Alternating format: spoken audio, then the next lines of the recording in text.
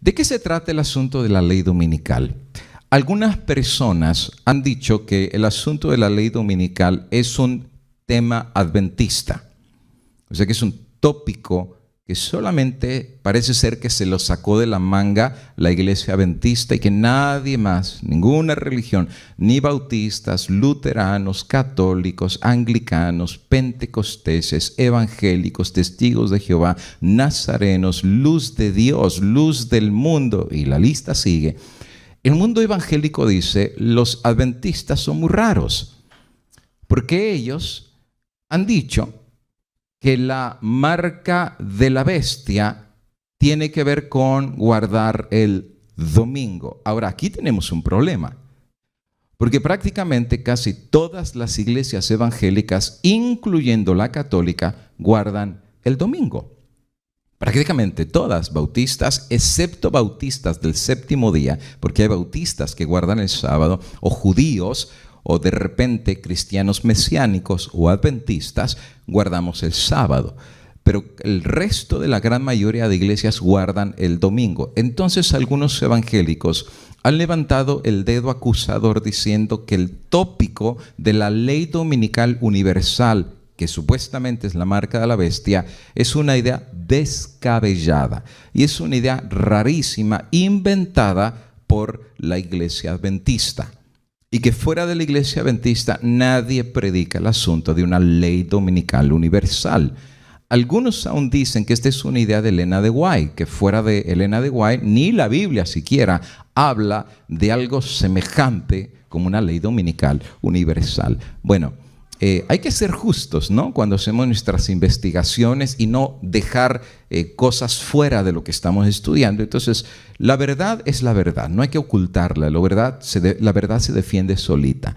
Entonces, siendo de que muchos han acusado por mucho tiempo a la iglesia adventista de que este es un asunto únicamente adventista, voy a hablar un poquitito acerca de eso el día de hoy. Comienzo argumentando con esta pregunta. Es una pregunta retórica, por supuesto. En primer lugar, Dios tiene un día de reposo, ¿ok? ¿Tendrá Dios un día de reposo? Bueno, la Biblia es muy clara y no deja lugar a la duda. Dios sí tiene un día de reposo. Por ejemplo, en el Antiguo Testamento, en Éxodo capítulo 20, en los 10 mandamientos y en el corazón mismo de la ley que Él mismo escribió con su dedo, dice, Dios mismo, acuérdate del día de reposo para santificarlo. ¿Cuántos días hay que trabajar según Dios? Bueno, ahí dice, 6 días trabajarás y harás toda tu obra.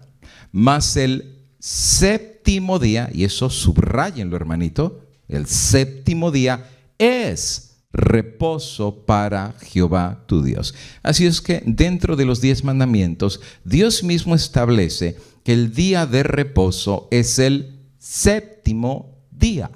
Por eso dice, acuérdate del día de reposo, y ahí mismo Él dice que el séptimo es el día de reposo. Claro, no hay que hacer ningún trabajo, nadie, ni el extranjero. ¿Por qué razón Dios escogió el séptimo día? Ahí mismo Él explica. Porque en 6 días hizo Jehová los cielos y la tierra, el mar y todo lo que en él hay, y reposó en el séptimo día. Te fijas, no reposó el segundo, ni el tercero, ni el cuarto. Todos los días trabajó. Pero el séptimo no hizo ninguna obra y lo reposó. Por eso de ahí viene la palabra Shabbat. La palabra Shabbat significa reposo. Y por tanto, Dios al reposar de su obra creadora, bendijo el día de reposo y lo santificó. Entonces, bíblicamente hablando, tanto la palabra de Dios como los 10 mandamientos dice que el séptimo día es el día de reposo escogido por Dios mismo. Pero tenemos un pequeño problemita. Y el pequeño problemita es de que el día oficial de reposo del cristianismo no es el séptimo día. Aunque el texto dice que Dios escogió el séptimo día, y la palabra de Dios no puede ser ni cambiada, ni adulterada, ni burlada. Apocalipsis 22 dice que no le podemos añadir, porque el que le añada la palabra de Dios, Dios le va a añadir las plagas. Tampoco le podemos quitar, porque el que le quite a la palabra de Dios, pues Dios va a quitar su nombre del libro de la vida. Y aún Cristo dijo que el cielo y la tierra pasarían, pero su palabra no pasará. Y Mateo 5:17, Jesús dijo que hasta que pase el cielo y la tierra, ni una coma, ni una jota, ni una tilde será quitada de la ley de Dios. Así es que Dios es inmutable, Dios no cambia. Dios no te dice hoy una cosa y mañana otra. Dios es Dios, no es hombre para estar cambiando su versión a cada rato. Pero si Dios había dicho que su día de reposo era el séptimo, y eso recordaba que era el creador de todas las cosas, el cristianismo tiene otro día oficial. Por ejemplo, en la Enciclopedia Católica, hablando acerca del domingo, dice: el domingo o día del sol, como el nombre del primer día de la semana, se deriva de la astrología egipcia. Los 7 planetas conocidos para nosotros como Saturno, Júpiter, Marte, Sol, Venus, Mercurio y la Luna, cada uno tenía asignada una hora del día, y el planeta que regía durante la primera hora de cualquier día de la semana le daba su nombre a ese día. O sea que de ahí vino el lunes en honor a la Luna, el martes en honor a Marte, el miércoles en honor a Mercurio, el jueves por Júpiter, y así viene cada uno de los días de la semana. Y el domingo vino también en base a un astro del cielo, que de hecho es el astro mayor, que es el sol. Por eso el domingo siempre fue conocido como el día del sol. De hecho, ¿cómo se dice domingo en inglés? En inglés se dice Sunday, día del sol. Más claro no puede estar. Y de hecho la Enciclopedia Católica sí tiene razón. Los días de la semana fueron sus nombres sacados en base a los astros del cielo. Durante el siglo I y el segundo se introdujo la semana de 7 días a Roma desde Egipto, y los nombres romanos de los planetas se le dieron a cada día sucesivo. Las naciones teutónicas parecen haber adoptado la semana como una división de tiempo de los romanos, pero le cambiaron los nombres romanos a los nombres de las deidades teutónicas. De ahí que el dies solis, o sea, el día del sol, se convirtió en domingo, y en alemán se dice Sonntag. Y Sonntag significa en alemán el día del sol. En inglés, Sunday, el día del sol. Dominus Day, día del Señor Sol. Entonces, la Enciclopedia Católica explica que el primer día de la semana en las culturas paganas siempre fue usado para la adoración del sol. Todas las culturas paganas han adorado el sol. Los mexicanos, los aztecas adoraban el sol, los peruanos adoraban el sol, los mesopotámicos, los egipcios le llamaban el dios Ra, los romanos Mitra y Babilonia. Todas las culturas de la antigüedad adoraban al sol porque era el astro rey, el dador de la vida, los cultivos. Y bueno, ustedes lean un poquito de historia, cualquier enciclopedia británica, americana, universal, todos los libros de historia certifican que siempre las naciones paganas eran adoradoras del sol, y el sol jugaba un papel predominante en sus culturas. La Enciclopedia Católica reconoce este hecho. Pero me parece interesante lo que después la Enciclopedia Católica explica del domingo. Escuchen. El domingo era el primer día de la semana según el método de conteo de los judíos, que es verdad. La Biblia así lo explica. Él era el primer día, el séptimo el sábado. Pero para los cristianos comenzó a tomar el lugar del Shabbat judío, o sea, el séptimo, en los tiempos apostólicos como el día separado para el culto público y solemne a Dios. La práctica de reunirse en el primer día de la semana para la celebración de la Eucaristía se indica en Hechos 27, Primera de Corintios 16:2 y Apocalipsis 1:10, y es llamado el Día del Señor. En la Didache se da el precepto: en el día del Señor reúnanse y partan el pan y den gracias, o sea, ofrezcan la Eucaristía. Todo lo que aparece en paréntesis es el comentario pues del que escribe, ¿verdad? Después de confesar sus pecados, que su sacrificio sea puro. San Ignacio dice que los cristianos que ya no observan el Shabbat, sino que viven en la observancia del día del Señor, en el cual nuestra vida resucitó de nuevo, claro, haciendo referencia a la resurrección de Jesús en el primer día. En la epístola de Bernabé leemos: por lo cual también observamos el octavo día, es decir, el primero de la semana, con regocijo, el día también en el cual Jesucristo resucitó entre los muertos. Así es que, según la Enciclopedia Católica, los cristianos conversos precisamente al cristianismo, habiendo sido judíos, que todos los apóstoles eran judíos, se convirtieron en cristianos, resulta ser que con el paso del tiempo hubo una transición del Shabbat judío hacia el primer día de la semana. Uno, porque Cristo resucitó y su resurrección hablaba de una vida nueva. Número dos, para desligarse de los judíos y el Shabbat judío. Y que prácticamente los nuevos cristianos empezaron a guardar el domingo o el primer día de la semana como el nuevo día oficial de reposo. Y menciona algunos textos bíblicos en donde dice que ya la práctica del Nuevo Testamento no era guardar el sábado, sino el domingo. Ahora, eso es lo que dice la Enciclopedia Católica. ¿Okay? Pero recuerda Isaías 8:20, a la ley y al testimonio. Si no hablaren conforme a eso, pues cualquiera puede escribir una enciclopedia, pero ningún texto humano está encima de la palabra de Dios. Este es el texto de los textos, esta es la regla de fe del cristiano. Y claro, cada quien puede creer lo que quiera creer, pero si tú eres cristiano, este es tu fundamento. Si tú te bajas de este fundamento, ya no eres cristiano. Literalmente ya la base de fe no está basada en la Biblia, está basada en cualquier argumentación, epopeyas, cuentos, historias, pero no en el escrito de la palabra del Señor. Por eso para nosotros los cristianos, nuestra fe está basada en un escrito está, en un así dice Jehová de la palabra del Señor. Ahora, la pregunta es, ¿existe evidencia bíblica? Otra vez, es una pregunta retórica. ¿Existe evidencia bíblica del primer día de la semana como el nuevo día de reposo en el Nuevo Testamento? Y sabes que he encontrado que el Nuevo Testamento sí cita varios textos donde habla del primer día de la semana.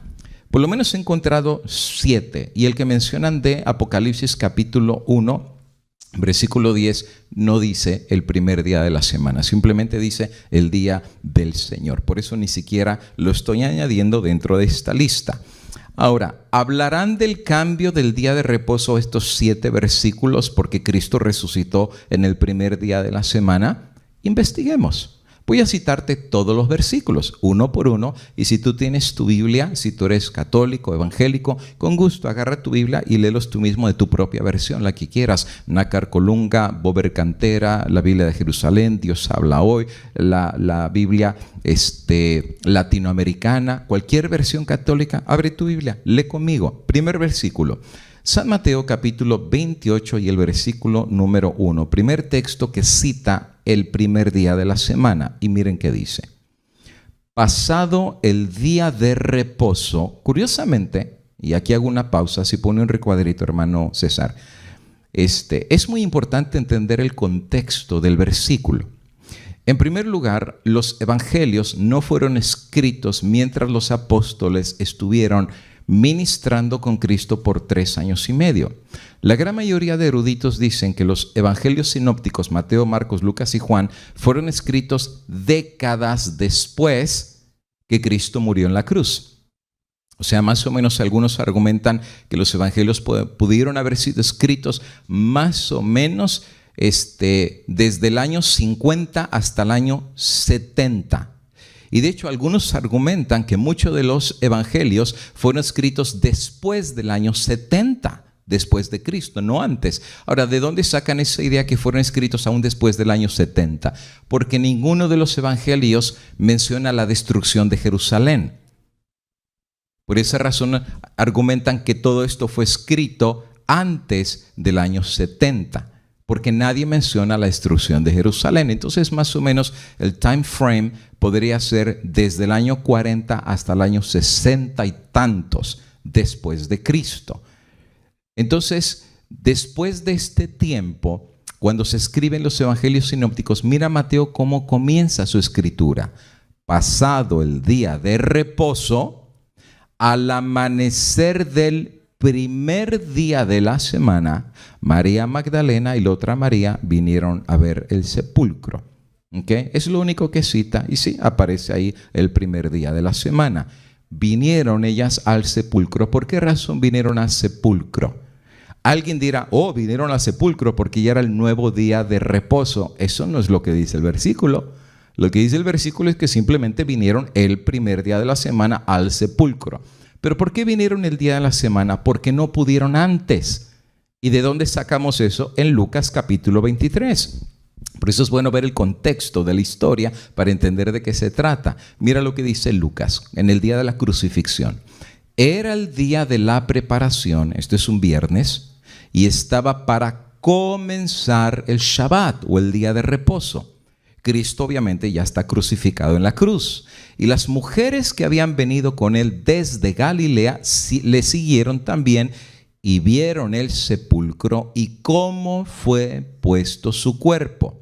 Pero como estaba por comenzar el día de reposo, vueltas, o sea, se regresaron y prepararon especias aromáticas y ungüento y descansaron el día de reposo conforme al mandamiento.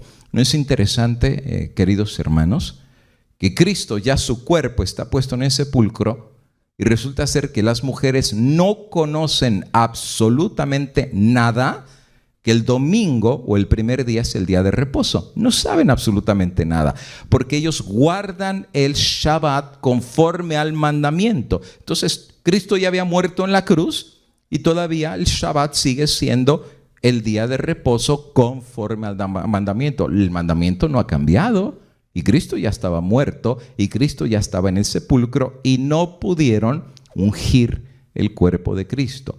Ahora, si ya el sábado no era día de reposo, ¿por qué no ungieron su cuerpo? Daba lo mismo. Si Cristo ya les había dicho, cuando yo muera en la cruz, el sábado queda clavado, pues entonces las mujeres dijeron, es lo que el maestro había dicho, que muriendo en la cruz ya el sábado quedaba abolido, pues unjamos su cuerpo el sábado porque ya no importa y el domingo resucitará. Pero no es lo que dice el texto. El texto dice que ellas regresaron, guardaron el día de reposo conforme al mandamiento. Por esa razón, muy temprano, el primer día, ahora sí regresaron a ver el sepulcro para ungir el cuerpo de Cristo.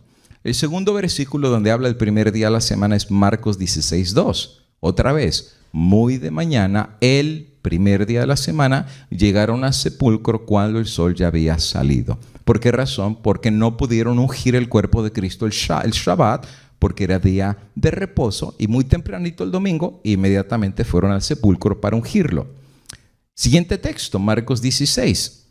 Y después de haber resucitado, muy temprano, el primer día de la semana, Jesús se apareció, ya había resucitado, primero a María, la que había echado fuera 7 demonios. ¿Por qué se le apareció primero a ella? Pues porque ella muy tempranito fue a buscarlo al sepulcro, pero ya no lo encontró porque había resucitado. Exactamente como él había dicho, que en 3 días habría de resucitar. ¿No es interesante que Cristo pudo haber resucitado el sábado, pero Cristo descansó el sábado en la tumba y resucitó el domingo? Aún Cristo muerto todavía reposó en la tumba en el sábado. Qué interesante. Todavía hasta ahí no dice nada que ahora porque Él resucitó hay que guardar el domingo. No dice absolutamente nada de eso. Lucas 24, siguiente texto, dice lo mismo. Pero el primer día de la semana, al rayar el alba, las mujeres vinieron al sepulcro trayendo especias aromáticas que habían preparado. Gracias, hermanita Adelina. Que habían preparado. ¿Y por qué las especias aromáticas? El mismo concepto. Porque el viernes lo iban a ungir, el sol se estaba poniendo, el sábado estaba por comenzar y no pudieron.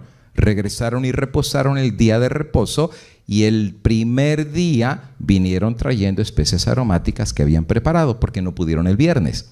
¿Okay? Por eso vinieron el primer día. Prefirieron reposar el sábado que violarlo preparando el cuerpo de Cristo. San Juan capítulo 20, siguiente texto donde habla el primer día de la semana, dice: y el primer día de la semana, otra vez, María Magdalena fue temprano al sepulcro cuando todavía estaba oscuro y vio que la piedra había sido quitada del sepulcro. En otras palabras, ya había resucitado.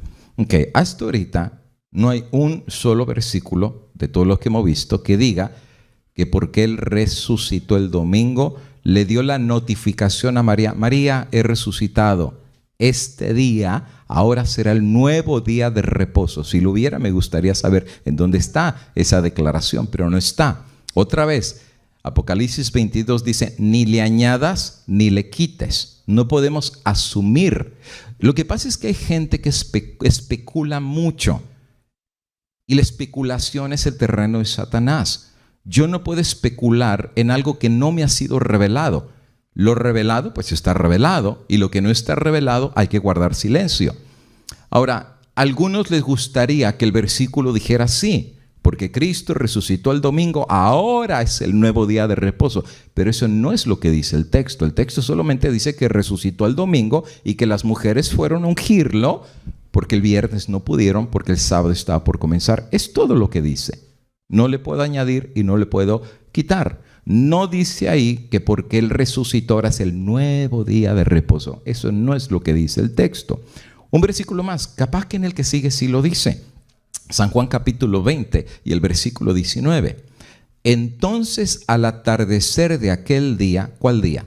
El primero de la semana, estando cerradas las puertas del lugar donde los discípulos se encontraban. ¿Y por qué estaban reunidos? Alguien dirá: ve, ya los discípulos están reunidos celebrando el domingo. No, un segundito. Por miedo a los judíos, y las puertas estaban cerradas. Estaban temblando de miedo que le hicieran lo mismo que le hicieron a Jesús, que los mataran y los crucificaran. Cristo se les apareció el primer día de la semana. Jesús vino y se puso en medio de ellos y les dijo: paz a vosotros. Y de hecho, recuerdan que en esa ocasión no estaba Tomás, y cuando le dijeron: el maestro resucitó, dijo: no, si yo no pongo mi dedo en su mano y mi mano en su costado, no creeré. Y el próximo primer día de la semana, Cristo se volvió a aparecer, y el texto dice que seguían reunidos por miedo. Y entonces fue cuando Tomás vio y creyó. Pero Cristo no les dijo absolutamente que ahora el domingo es el día de reposo. No aparece, simplemente dice que estaban ahí reunidos, pero por miedo a los judíos. No por culto, no por adoración, por pánico. Tenían miedo por su propia vida. Ahora, Hechos capítulo 20, parece que este versículo sí se pone interesante. Miren lo que dice, Hechos capítulo 20 y el versículo 7. Vuelve a aparecer el primer día de la semana. Y dice: y el primer día de la semana, cuando estábamos reunidos, parece que ya no están reunidos por miedo a los judíos. Ahora dice: estábamos reunidos para partir el pan. Pablo les hablaba pensando partir al día siguiente y prolongó su discurso hasta la medianoche. Entonces, algunas personas dicen: ahí está el texto. Ya los discípulos estaban reunidos para partir el pan. ¿Y qué significa partir el pan? Ahora fíjate, el texto simplemente dice partir el pan. Es todo lo que dice. No dice nada más. Partir el pan. Y Pablo les predicó hasta tarde. Recuerdan que se cayó Tico y lo resucitó, y se prolongó su discurso hasta la medianoche. Ahora, ¿qué significa el concepto de partir el pan? Para los hermanos católicos, partir el pan significa la Eucaristía. ¿Y qué es la Eucaristía? Mira qué es lo que dice la Enciclopedia Católica. La Eucaristía es la consagración del pan en el cuerpo de Cristo y del vino en su sangre, que renueva mística y sacramentalmente el sacrificio de Jesús en la cruz. La Eucaristía es Jesús real y personalmente presente en el pan y el vino que el sacerdote consagra. Por fe creemos que la presencia de Jesús en la hostia y el vino no es solo simbólica, sino real. Esto se llama el misterio de la transubstanciación, ya que lo que cambia es la sustancia del pan y del vino. Los accidentes, forma, color y sabor permanecen iguales. Entonces, para el católico, la misa es un sacrificio.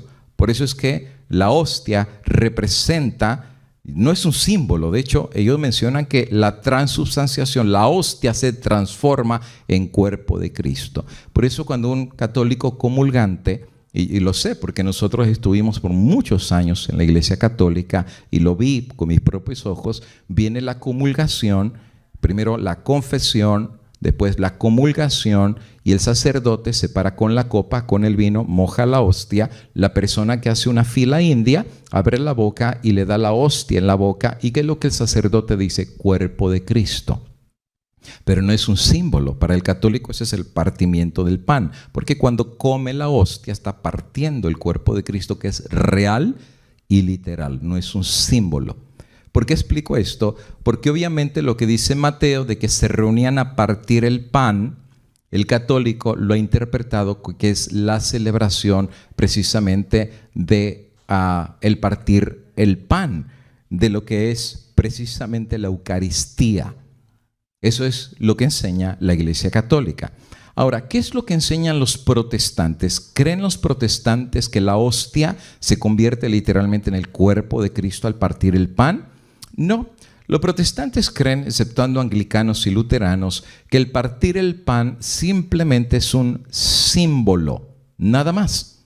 El pan representa simbólicamente el cuerpo de Cristo y el vino simbólicamente representa la sangre de Cristo. Esta es la posición protestante. Miren, en Hebreos capítulo 10 y el versículo 10, el apóstol Pablo, miren qué es lo que explica acerca del cuerpo de Cristo y su sacrificio.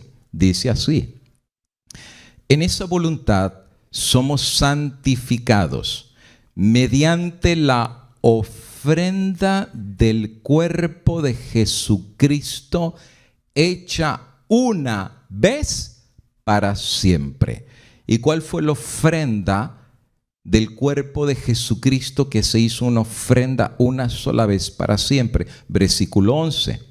Ciertamente todo sacerdote está día tras día ministrando y ofreciendo muchas veces los mismos sacrificios que nunca pueden quitar los pecados. Claro, está hablando de las ovejitas, de los corderos. Muchas veces sacrificaban corderitos, pero nunca podían quitar los pecados, porque la sangre de un animal no nos puede perdonar. Era un símbolo que representaba al verdadero Cordero de Dios que quita los pecados del mundo, pero la de los animales nunca pueden quitar los pecados. Pero ¿qué dice el verso 12? Pero hablando de Cristo, habiendo ofrecido por los pecados un solo sacrificio para siempre, está sentado a la diestra de Dios. ¿Cuántos sacrificios hizo Cristo? Uno. Y solamente lo estoy leyendo. Un solo sacrificio. Al hermano católico se le ha enseñado que en la misa todos los días hay un sacrificio. Por eso es la misa. La misa hay un sacrificio. ¿Y dónde se hace el sacrificio? En el altar. ¿Y dónde está el altar? Está en la mesa, donde el sacerdote consagra la hostia y el vino. Por eso se llama el vino de la consagración y la hostia consagrada. Una vez que la consagra, levantando la copa, el pan y el vino se convierte en cuerpo real y en sangre real, y todos los días se sacrifica a Cristo. Todos los días, por eso es la misa. En el altar se hace el sacrificio. Por eso en la forma de hablar católica, cuando alguien se va a casar, le dice a la novia que la va a llevar al altar.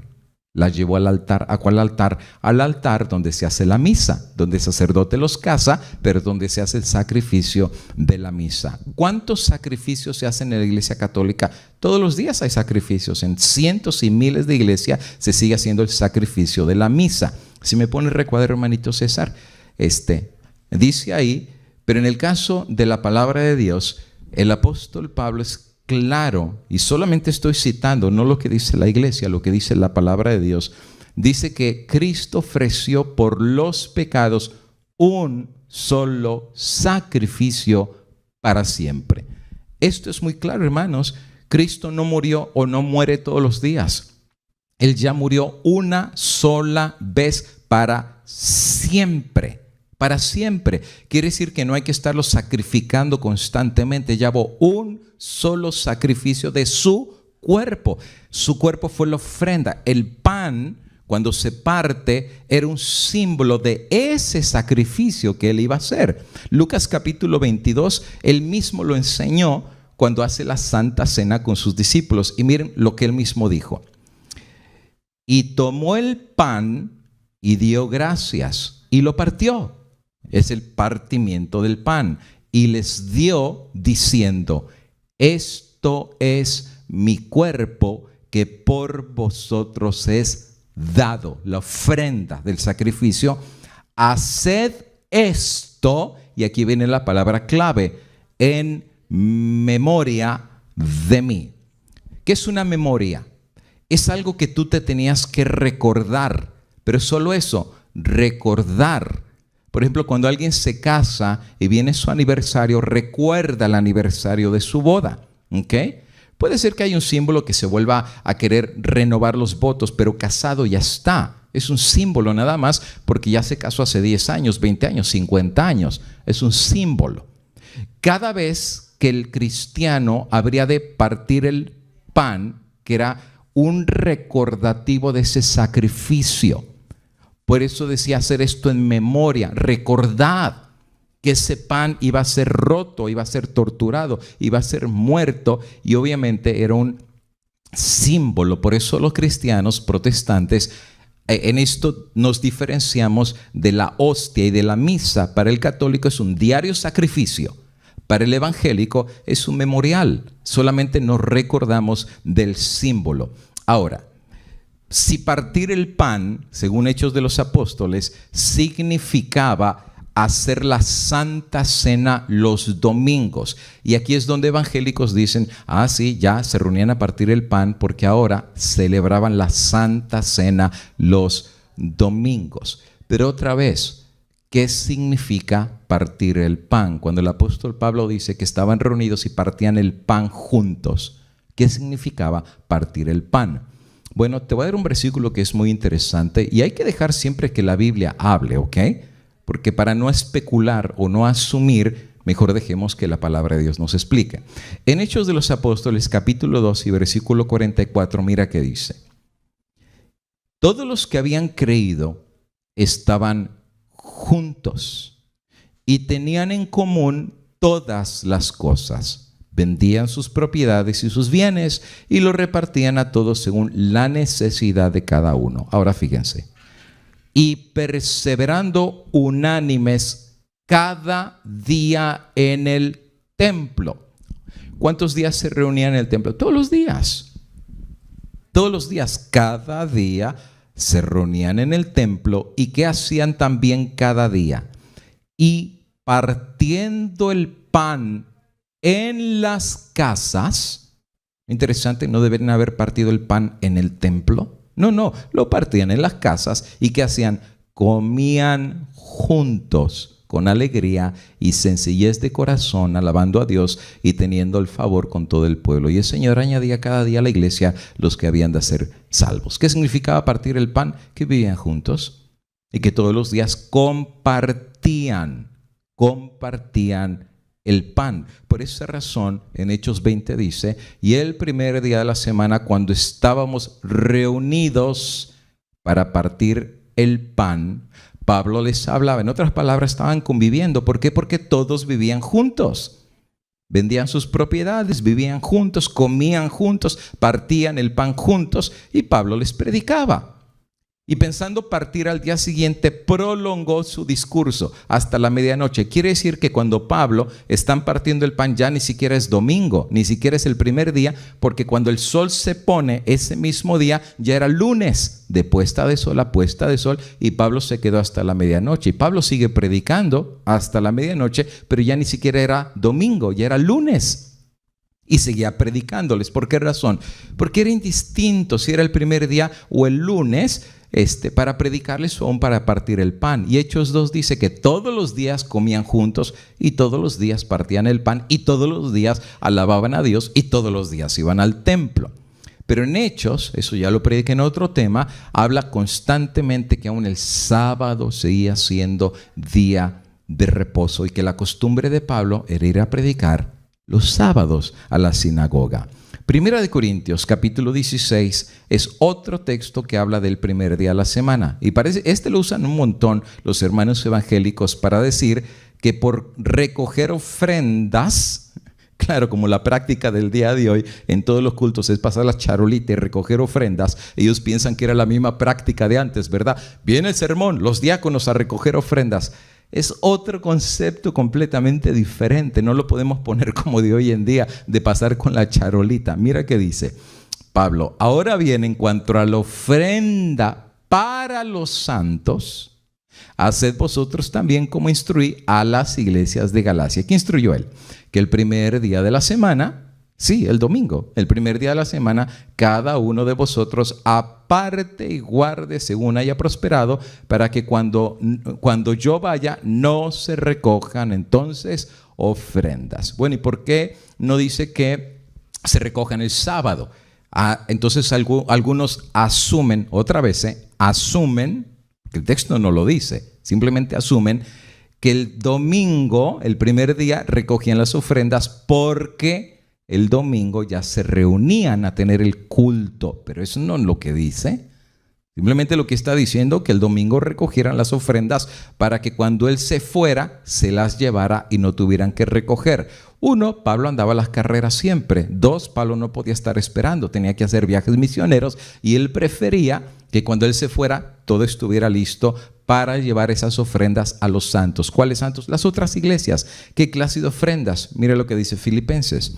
Sabéis también vosotros, oh filipenses, que al principio de la predicación del evangelio, cuando fui a Macedonia, ninguna iglesia participó conmigo en razón de dar y recibir, sino solo ustedes.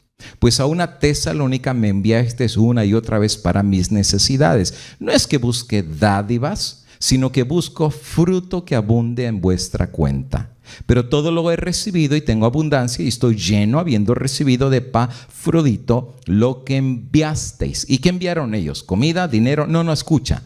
Olor fragante, sacrificio acepto, agradable a Dios. En otras palabras, estas ofrendas que se recogían en las iglesias era para poder ayudar a los demás. Era quitar el egoísmo y pensar en otros. Era el hacer el egoísmo a un lado, ya no vivo yo, ahora Cristo vive en mí, y mandar a los más necesitados. Y también para el mismo apóstol, los filipenses suplieron para sus necesidades ofrendas. Por eso cuando Pablo dice a las iglesias, guarden las ofrendas según Dios les prosperó. Pero llegó un momento en que muchas iglesias se convirtieron muy egoístas. Y Pablo dice a los filipenses, solo ustedes están ayudando, ya nadie ayuda. Todo el mundo empezó ayudando bien, pero ya después se hicieron mezquinos y se perdieron la bendición de dar. Por eso va a decir, más bienaventurado es dar que recibir. Entonces Pablo, como andaba en viajes misioneros, pues él tenía que llevar esa ofrenda a las necesidades de las otras iglesias emergentes que apenas estaban comenzando a nacer, según donde él predicaba en Galacia y en otros lugares. Eso es lo único que dice el texto. Junten la ofrenda, que es olor fragante, para llevarlo a los santos. No dice absolutamente nada de que, pues ahora me regreso al versículo, ¿verdad? Que como el primer día de la semana se recogían las ofrendas, ya el domingo porque Cristo resucitó es el día de reposo. Eso absolutamente no está en el texto bíblico. ¿Y qué creen? ¿Ya se acabó? ¿No hay más versículos? Son todos los versículos que aparecen en el Nuevo Testamento que hacen referencia al primer día de la semana. No hay más. Ojalá hubiera más. Ya no hay más. ¿Alguno de ellos dice claramente que ahora el domingo es el día de reposo? No. ¿Alguno de ellos claramente dice que porque Cristo murió en la cruz y resucitó el domingo, ahora el domingo es el día de reposo? Absolutamente no.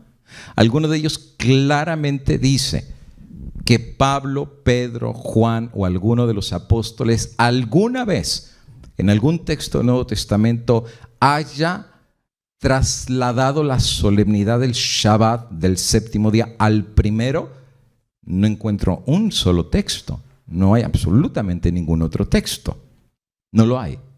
Sin embargo, a pesar de la ausencia de evidencia bíblica contundente, cuando digo contundente, no es asumiendo, no es especulando, sino que, como por ejemplo, Éxodo 20, el séptimo día es el día de reposo, bendecido y santificado. Más claro no puede estar. Si hubiera un versículo que dice ahora que el domingo es bendito, santo y que Dios transfirió la solemnidad del séptimo al primero, pues lo guardamos con todo gusto, no hay ningún problema, porque a la ley y al testimonio. ¿Por qué no lo guardamos? Porque no lo hay. ¿Por qué guardamos el sábado? Porque sí hay suficiente evidencia bíblica que el sábado es el día de reposo, y aún Isaías 66 dice que en la tierra nueva, el día de reposo, el Shabbat, toda carne vendrá delante de Dios para adorar aún en la vida eterna. Pero no dice el primero, dice del Shabbat, Isaías capítulo 66. Ahora, ¿qué tiene que ver esto con la ley dominical? Tiene que ver mucho. En primer lugar, tuvimos que establecer el punto que no hay evidencia bíblica que el domingo es el día de reposo. No la hay. Pero sí hay suficiente evidencia que el séptimo día, hasta en la ley de Dios, es el día de reposo. Claro, cada quien decide lo que quiera.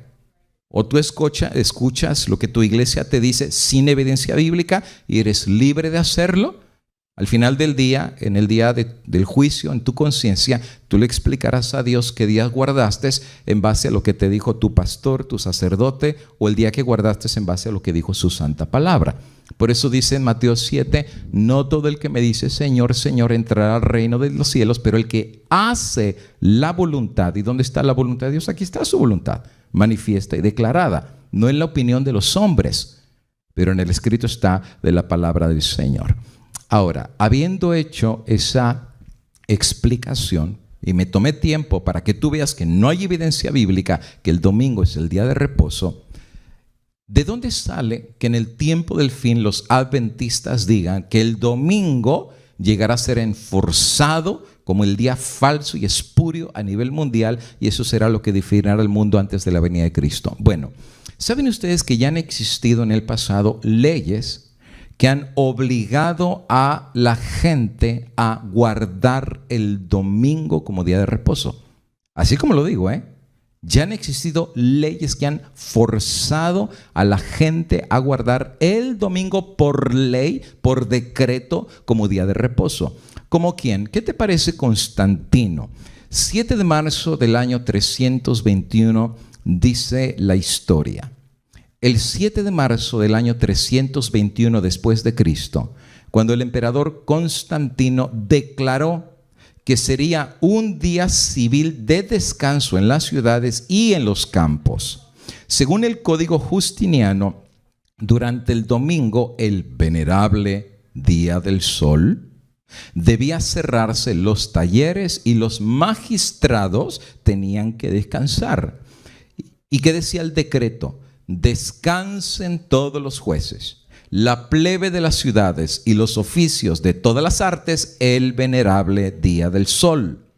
Pero trabajen libre y lícitamente en las faenas agrícolas los establecidos en los campos, pues acontece con frecuencia que ningún otro día se echa el grano a los surcos y se plantan vides en los hoyos más convenientemente, a fin de que con ocasión del momento no se pierda el beneficio concedido por la celestial providencia. ¿Cuál celestial? Pues el sol.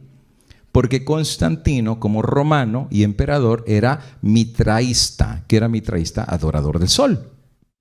¿Eran los únicos? No, los egipcios, babilónicos, etruscos, mediterráneos, las culturas de Centro y Sudamérica, todo el mundo adoraba siempre al sol, el astro rey, y los romanos pues no estaban exentos de la adoración del sol. Bueno, resulta ser de que Constantino se va a convertir al cristianismo, pero sus prácticas paganas las va a seguir teniendo, y de ahí viene un cambio, no en la Biblia, pero viene un cambio en donde un poder pagano, político, empieza a empujar a que todo el mundo guarde el domingo, el día que él adora, el día del sol, como el día de reposo. Interesante. Cuando finalmente viene la unión del cristianismo con el paganismo, el domingo va a llegar a ser enforzado como día de reposo, no como base bíblica, no porque hay fundamento bíblico, no porque cambió la ley de Dios, sino porque aún ya estaba profetizado en Daniel 7:25 que el cuerno pequeño, la unión del Estado y la iglesia, cambiaría los tiempos y la ley. ¿Sí? La ley de Dios. Esto era una profecía que se tenía que cumplir. ¿Tiene sentido? Por supuesto que sí. Si el diablo logra destruir la ley de Dios, que rige la conducta de los seres humanos, y la manipula y mete un mandamiento que no es de Dios sino de él en esta ley, ya le echó a perder. Porque Santiago 2:10 dice: el que guarda toda la ley pero viola uno es culpable de todos. El diablo es muy astuto. Mete un virus y termina matando a la gente. Un poquito de levadura leuda toda la masa. Un pecado puede destruir toda la espiritualidad. El diablo es muy astuto. No tenía que cambiar todos. Con uno que haya cambiado, con eso el efecto era exactamente el mismo. Y literalmente lo logró. Por muchos años, el domingo llegó a ser conocido como el nuevo día de reposo. ¿Excusas? Le pusieron un montón. Uno, no queremos ser asociados con los judíos. Número dos, queremos un nuevo día que identifica el cristianismo, y qué mejor el día de la resurrección. Y número tres, celebramos el poder de la resurrección de Cristo para la resurrección de nuestra vida espiritual. ¿Suena muy bonito eso? Pues sí, la verdad que suena bonito, pero no es lo que dice el texto bíblico. La voz de la serpiente habla muy bonito, pregúntale a Eva. Pero el diablo tiene la virtud maligna, por así decir, de poder mezclar el error con la mentira. Dios es Dios de la verdad. Su palabra es la verdad. Por eso hay que escuchar la verdad de la palabra de Dios, por más dura que sea. Ahora, nosotros guardamos el domingo mucho tiempo cuando no conocíamos del verdadero día de reposo. Pero cuando llegamos al estudio de la santa ley de Dios y su palabra, llegamos a la conclusión, igual que miles de personas en el mundo y millones, que el día de reposo no era el domingo, que el día de reposo es el sábado. Ha sido, es y será el día de reposo no escogido por una iglesia. Ni habían nacido los adventistas y ya el sábado era el día de reposo. ¿Saben ustedes qué iglesia le enseñó a los adventistas del sábado? Porque ni los adventistas guardaban el sábado. Muchísimos adventistas al inicio guardaban el domingo. Se los llamaba precisamente adventistas del primer día, o sea, del domingo. Pero cuando conocieron la verdad, la misma Elena de White guardaba el domingo. Los pioneros, muchos de ellos guardaban el domingo porque no sabían la verdad. Pero la iglesia bautista del séptimo día compartió esta verdad con nosotros. Y ahora nosotros descubrimos, no porque lo diga la iglesia bautista, sino porque lo dice la palabra de Dios, que el sábado es y será el día de reposo. Ahora, ustedes sabían que aquí en Estados Unidos han existido lo que se llaman leyes azules. Leyes azules que obligaban a estados de la federación a guardar el domingo por ley. No tengo todas las citas, pero tengo más de 40 leyes en Estados Unidos que les llamaban leyes azules. Existen, Están ahí dormiditas, pero todavía existen. Y te voy a dar una sola probadita de una de las leyes azules de un estado. Mira qué pasaba a alguien que no guardaba el domingo. Aquí en América, hace 150 o 200 años, dice así: todo hombre y mujer asistirá en la mañana al servicio divino y a los sermones que se predican el día de reposo, y en la tarde al servicio divino y a la catequesis, bajo pena, por la primera falta, perder su provisión para la siguiente semana, por la segunda falta, perder la mencionada provisión, y además ser azotado. Y para la tercera falta, la pena de muerte. En América, las leyes azules. Virginia, Pensilvania y otros estados tienen cantidad de estas leyes azules en donde obligaban a las personas a descansar los domingos, por ley. Hasta la pena de muerte, absolutamente. Así es que esto de que guardar el domingo por ley, aún por pena de muerte, no es una idea adventista. Esto desde los mismos días de Constantino hasta ahora, las colonias de América, hay leyes que existen a nivel mundial para guardar el domingo como día de reposo. No sale de la idea de una iglesia que se le ocurrió, pongamos el domingo como la marca de la bestia y el sábado como el sello de Dios, y que el que no guarde el domingo lo van a matar. Amigo y hermano, esto no es la idea de una persona o de una iglesia. Esto ya ha existido, esto ya ha venido, y este es un plan que desde hace mucho el enemigo de las almas viene cocinando y lo va a efectuar a nivel global a través de la imposición del domingo como día de reposo, que es el falso día de reposo. ¿Qué celebra el domingo? ¿La creación de todas las cosas? No, porque el séptimo es el que celebra que Dios creó todas las cosas. ¿Qué celebra el domingo? ¿Que Dios es el creador? Absolutamente no.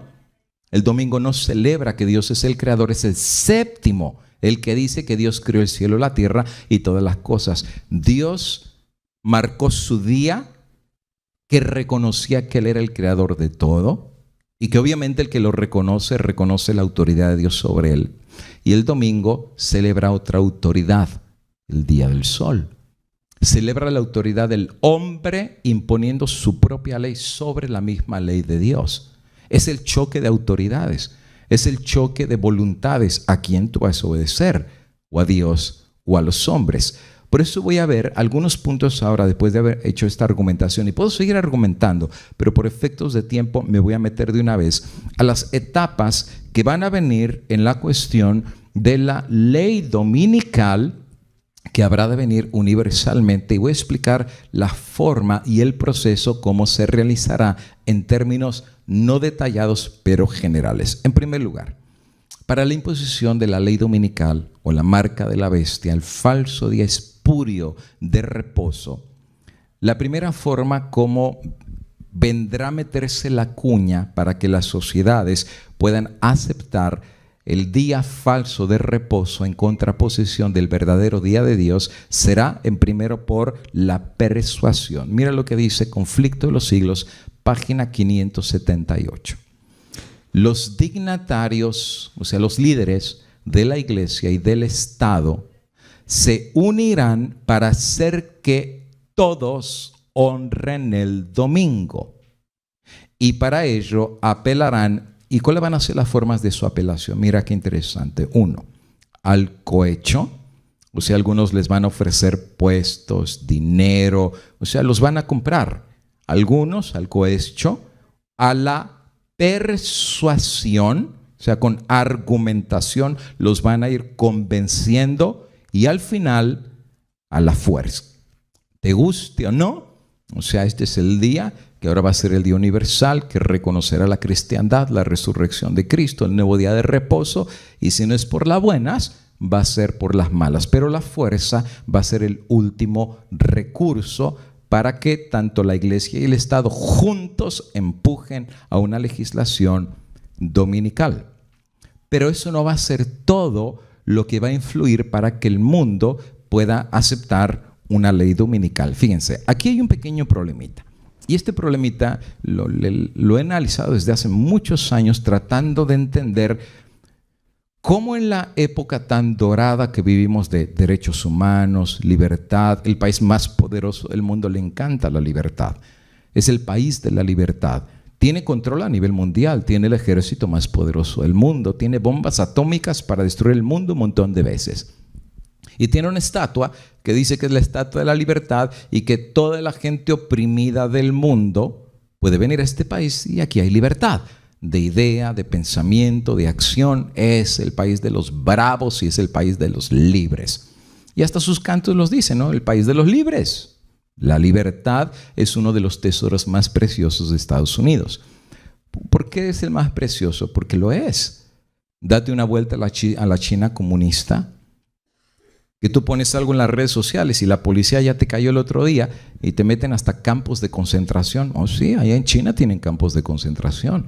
Cosas horripilantes. Date una vuelta a los países musulmanes, en donde tú leer la Biblia, te cortan los dedos con navajas o hasta te pueden ejecutar públicamente. A ver si la libertad no es muy preciada para allá. Date una vuelta a Cuba. O sea, date una vuelta a los países que no creen en la libertad y hay dictaduras y sentencias de ejecuciones públicas de muerte, para ver si los que vivimos en la libertad no apreciamos este tesoro.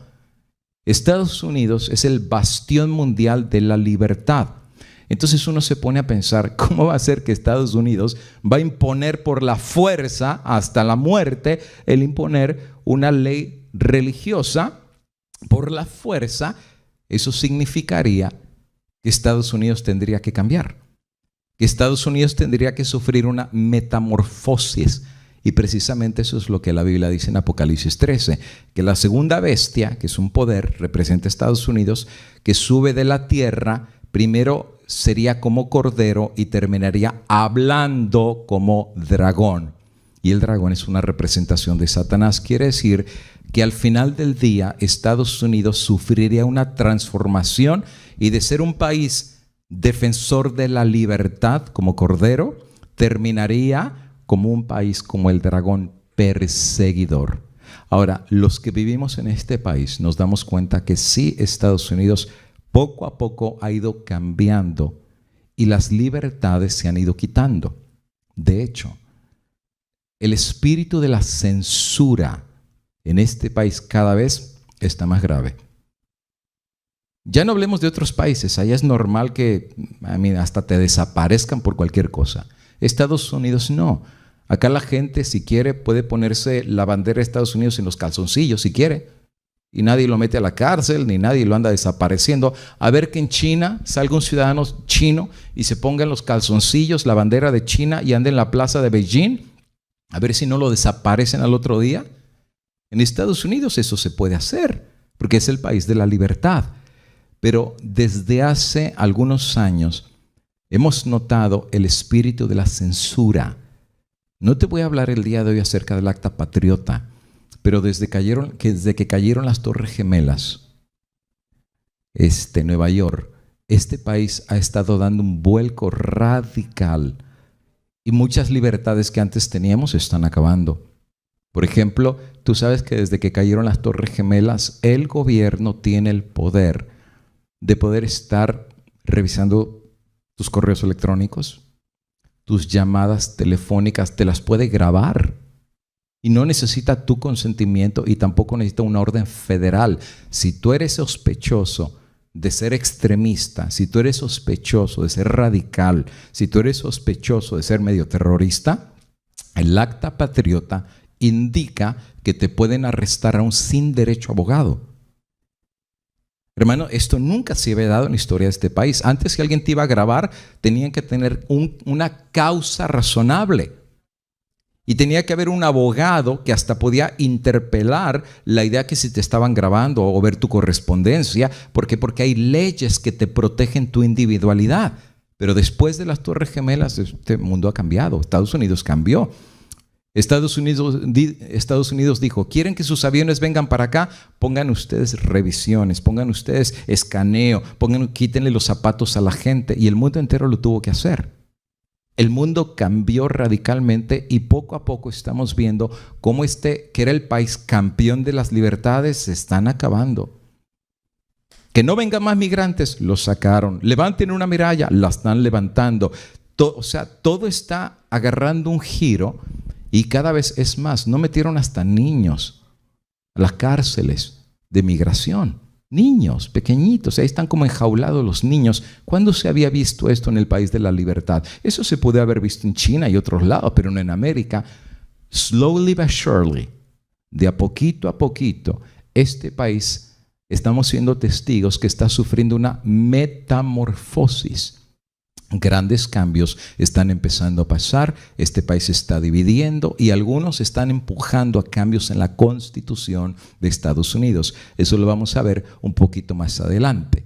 Pero literalmente este país, según la palabra de Dios, va a terminar hablando como dragón y se convertirá en un poder perseguidor. Pero va a haber otra cosa que va a empujar a que la ley dominical sea más rápido de ser aceptada a nivel de Estados Unidos y del mundo. Mira que dice: grandes cambios que van a suceder en el mundo acelerarán los eventos finales. En otras palabras, en una época de libertad y de calma es difícil cambiar las leyes. O sea, cuando todo está calmado y tranquilo, prosperidad y paz, ¿por qué razón cambiar las leyes cuando todo está bien? Pero cuando explota una crisis, especialmente una crisis mundial, ese es el acelerador. Es como un fueguito, tú le tiras gasolina, lo enciende, acelera la combustión. Cambios radicales que habrían de pasar en el mundo acelerarían la imposición de la ley dominical. Mira cómo lo presenta Elena de White. Historia de los profetas y reyes, página 394. El momento actual es de interés abrumador para todos los que viven. ¿Por qué razón? Bueno, los gobernantes y estadistas, los hombres que ocupan puestos de confianza y autoridad, los hombres y mujeres pensadores de todas las clases, tienen la atención fija en los acontecimientos que se producen en derredor nuestro. Observan las relaciones que existen entre las naciones. Ahora escuchen. Observan la intensidad que se apodera de todo elemento terrenal y reconocen, cuando miran el rompecabezas de todo lo que pasa en el mundo, reconocen que algo grande y decisivo está por acontecer, que el mundo se encuentra en vísperas de una crisis espectacular. Interesante, y esto fue en 1914. ¿Qué es lo que está diciendo la cita? Lo que la cita dice es que los pensadores, porque hay gente en este mundo que es bien pensadora, estrategas, geopolíticos, esa gente que ve, de hecho hay gente que se dedica a eso, ser estrategas geopolíticos, de decir, bueno, mira lo que pasa en China, lo que pasa acá, empiezan a armar las rompecabezas mundiales y dicen posiblemente esto va a suceder, una guerra mundial, o viene esto, viene aquello, ¿ok? ¿Qué dicen ellos? Algo pronto viene en el mundo y viene una crisis espectacular a nivel mundial. Sigue diciendo ella en Joyas de los Testimonios, tomo 3, año 1909, 5 años antes de la cita que mencioné. Dice: las calamidades en tierra y mar, la inestabilidad social, las amenazas de guerra como portentosos presagios anuncian la proximidad de acontecimientos de la mayor gravedad. Las agencias del mal se coligan y acrecen sus fuerzas para la gran crisis final. Grandes cambios están a punto de producirse en el mundo y los movimientos finales serán rápidos. Así es que lo que la sierva del Señor dice es que estos cambios que iban a pasar a nivel mundial acelerarían los últimos eventos proféticos. O sea, no los tiempos de paz, los grandes cambios que iban a pasar en el mundo acelerarían. Es como poner en sobremarcha el carro. El carro va a 60 millas por hora, pero cuando le pisas el acelerador, viene la sobremarcha y te vas hasta 100. Pues habrían de pasar grandes cambios en el mundo y esto aceleraría los eventos mundiales. ¿Qué cambios habrían de suceder? Bueno, estos cambios serían calamidades que iban a pasar a nivel global, así como te lo menciono, calamidades. Manuscript Release, citas liberadas de Elena de White dice: Satanás pone su interpretación sobre los eventos, o sea, que ya están pasando, y ellos piensan como él quiere que lo hagan. ¿Y qué eventos están pasando que Satanás va a poner su propia interpretación? Que las calamidades que llenan la tierra, fíjate hermano, no va a ser en un lugar y en otro. Esto van a ser eventos globales, eventos mundiales. Cuando el mundo está en conmoción, a nivel global, pánico, conmoción, desastres, uno se sigue tras otro, el diablo dice, yo sé por qué está pasando eso. son el resultado de la violación del domingo. ¿Te fijas? Estos grandes eventos van a ser la gasolina que encienda la flama, porque el mundo va a estar completamente consternado diciendo, ¿y por qué pasa esto? Y un megaterremoto, y el volcán reventó.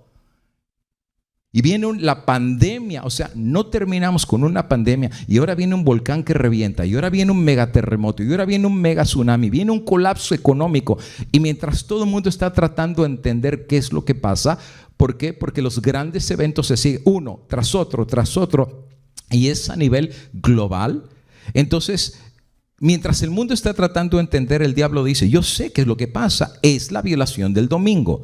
Pensando apaciguar la ira de Dios, estos hombres influyentes promulgan leyes imponiendo la observancia del domingo. Así es que lo que va a empujar que el país de la libertad ya no le importe la libertad personal, va a ser decir, ¿saben qué? Creo que todo lo que está pasando es que Dios va a visitar este mundo. Nos hemos pasado la raya. Abortos, asesinatos, violación de la santa ley, adulterio, robo, codicia. Creo que, y claro, los líderes religiosos van a decir eso. Van a decir, ¿saben qué, señores? Creo que Dios nos ha tenido mucha paciencia, pero como humanidad viene el fin de todas las cosas. Y todo lo que está sucediendo es un preámbulo a que la cosa se va a poner peor, a menos que nos arrepintamos igual que Nínive, a menos que nos unamos como humanidad y volvamos a Dios y que reconozcamos que Él es el creador. Oh, pero hay un día que dice que Él es el creador y es donde van a sacar a la palestra el día que ellos cambiaron, el falso día de reposo. Y como el mundo está en crisis, es la perfecta oportunidad, como el mundo está en una crisis mundial, de meter con la cuña del falso día de reposo. Por eso dice ahí que para apaciguar la ira de Dios, estos hombres promulgarán leyes imponiendo la observancia del domingo. Estas catástrofes que van a estar sucediendo, fíjate, y aquí quiero ser muy claro en lo que voy a presentar. Estas catástrofes, llámese terremotos, incendios, huracanes, pandemias, todas estas señales que van a suceder, no significa que la gracia se cerró. No se ha cerrado la gracia. Solamente indican que nos estamos acercando al gran evento. Por eso es que aquí, amigo y hermano, es muy importante que pongamos la pieza del rompecabezas en el lugar correcto. Una mala interpretación te puede llevar a una posición equivocada. Por eso hay que poner correctamente la pieza en el lugar donde tiene que estar.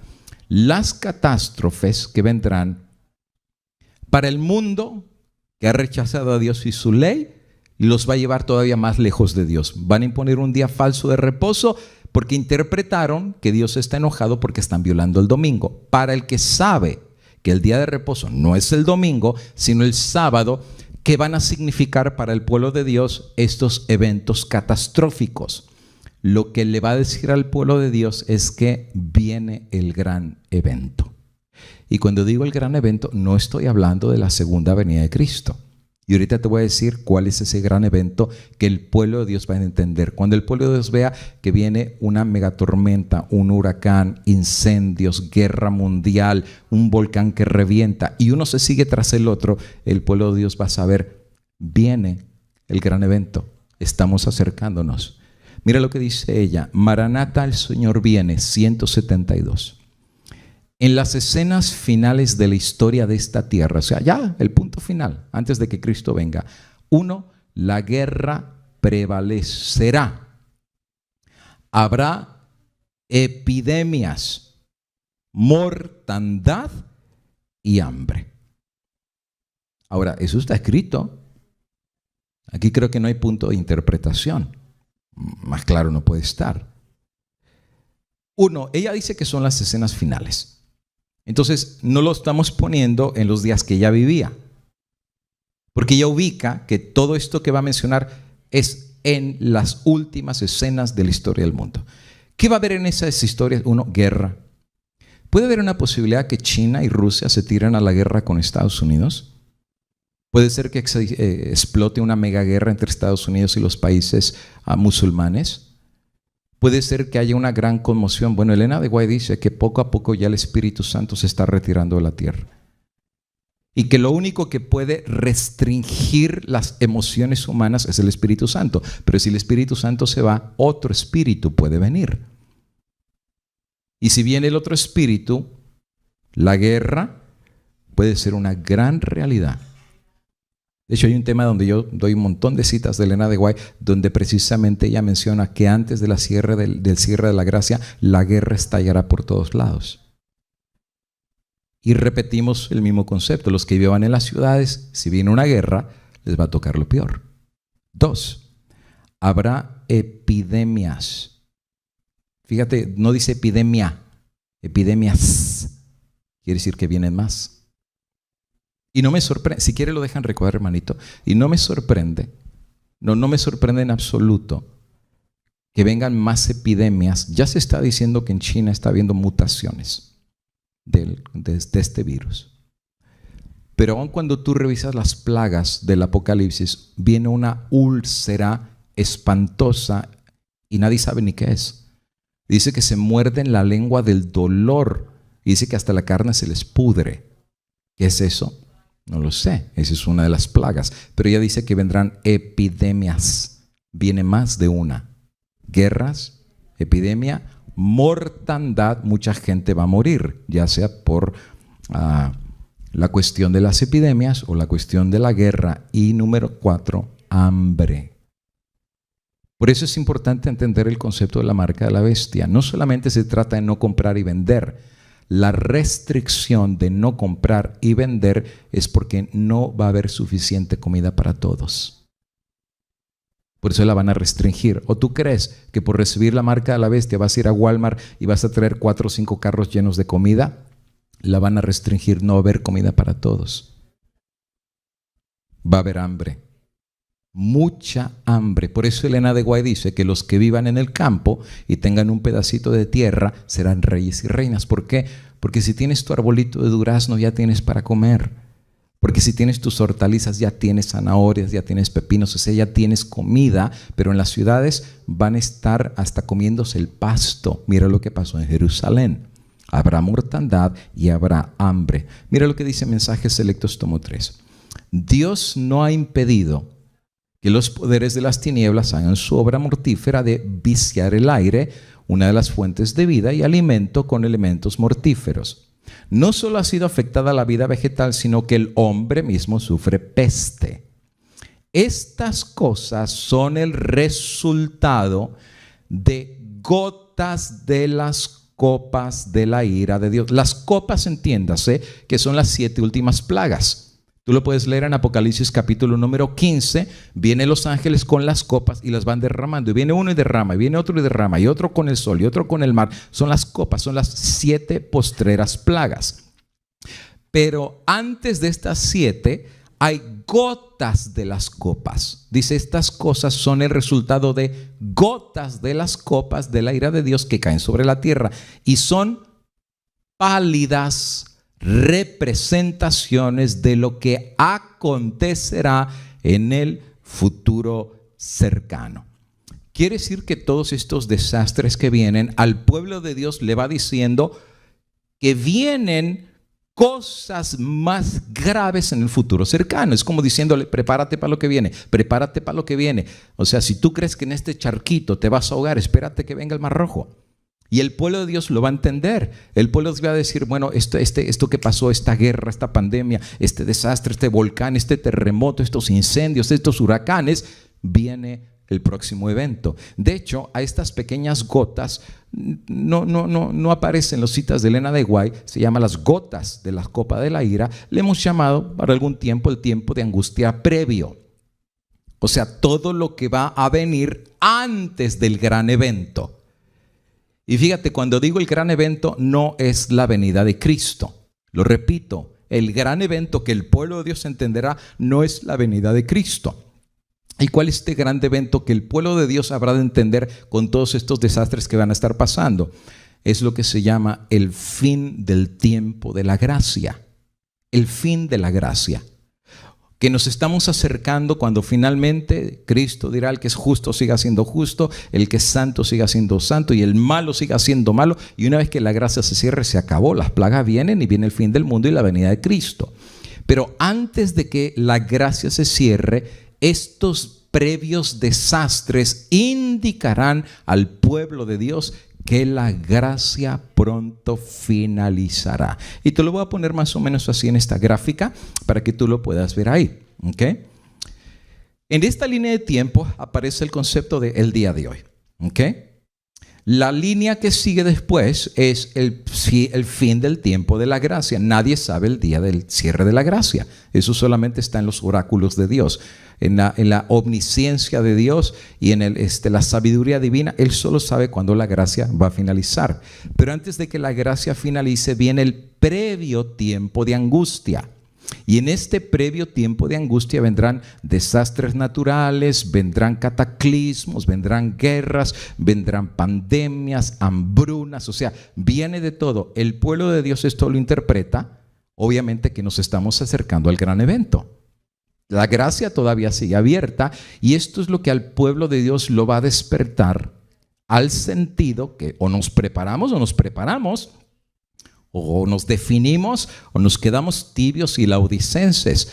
Porque nadie puede quedarse como está viendo una pandemia y un terremoto, incendios por todos lados y todavía decir de una forma sarcástica: no pasa nada.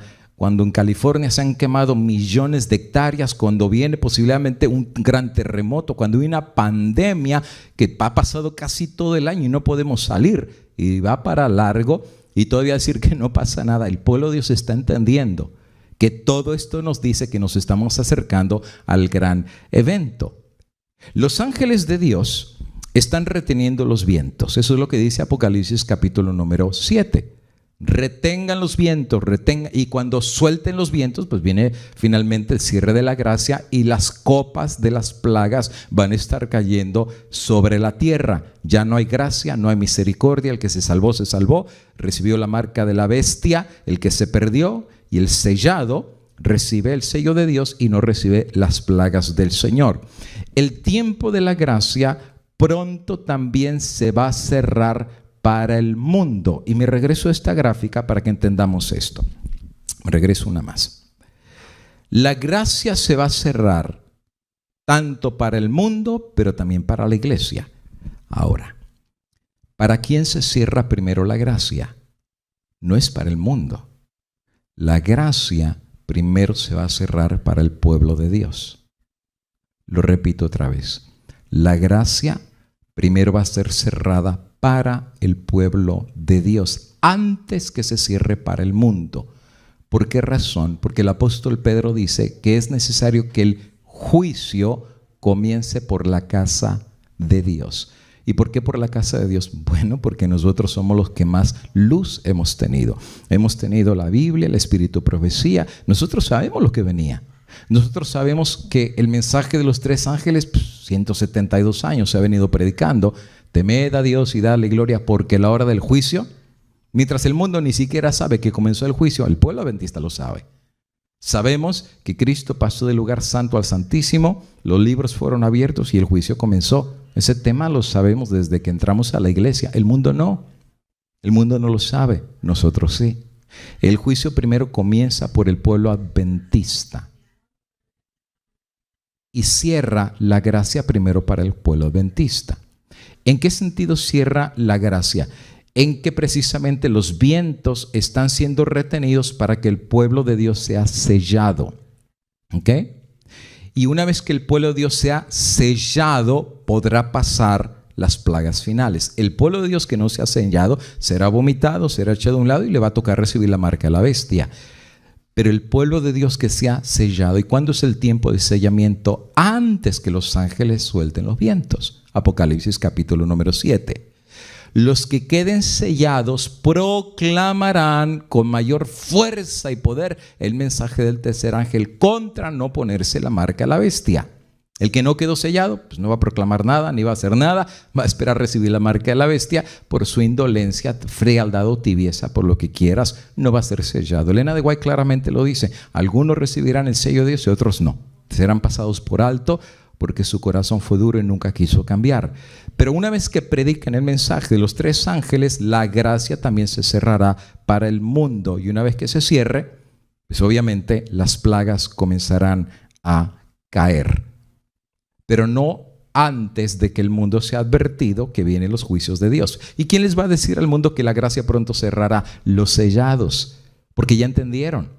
Los sellados ya entendieron que el tiempo se acaba, que queda muy poquito y ya no es hora de indiferencia ni de frialdad. El fuerte pregón lo van a dar con el poder del Espíritu Santo, y como fue creciendo este fuerte pregón, llegará un momento que cubra la tierra con gloria y majestad, con gente definida, con gente decidida, con gente consagrada, con gente que no tiene el corazón partido. Los gedeones se la van a jugar el todo por el todo y van a hablar en contra de la ley dominical y en contra de la marca de la bestia. Es el mensaje del tercer ángel. Review and Herald, 2 de mayo de 1893. Fíjense, el pueblo de los Estados Unidos ha sido un pueblo favorecido, pero cuando restrinjan la libertad religiosa, renuncien al protestantismo y apoyen al papado, la medida de su culpa se habrá completado y en los libros del cielo se registrará apostasía nacional.